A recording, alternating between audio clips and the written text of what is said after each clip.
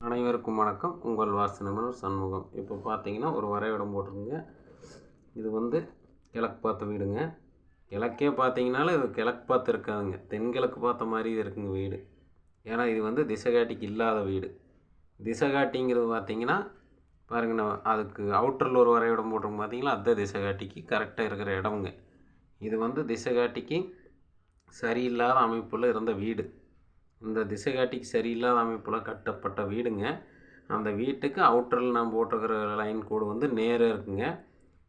இந்த மாதிரி வீடு கட்டி இருக்கிற இடமே இப்படித்தான் இருக்குதுங்க. திசைகாட்டிக்கு வந்து உங்களுக்கு நேராக இருக்காதுங்க. பாருங்க, இந்த திசைகாட்டிங்க இதுக்கு நேராக இருக்காதுங்க. அதனால் வந்து திசைகாட்டி வச்சு பார்த்து இடத்த வாங்குங்க. இது மாதிரி தெற்கு வடக்கு நேராக இருந்தால் மட்டும் வாங்குங்க. கிராஸாக இருக்கிற இடத்தையெல்லாம் தேர்ந்தெடுக்காதீங்க. கிராஸாக இருக்கிற இடத்த தேர்ந்தெடுத்தீங்கன்னா அதுக்குண்டான தீய பலன்கள் தான் விளையுங்க. அதனால் நற்பலன்கள் கிடைக்கணும்னா திசைகாட்டி வச்சுருக்கும் பார்த்தீங்கன்னா, அந்த கோடு போட்டுக்கிற மாதிரி நேராக இருந்தால் மட்டும் வாங்குங்க.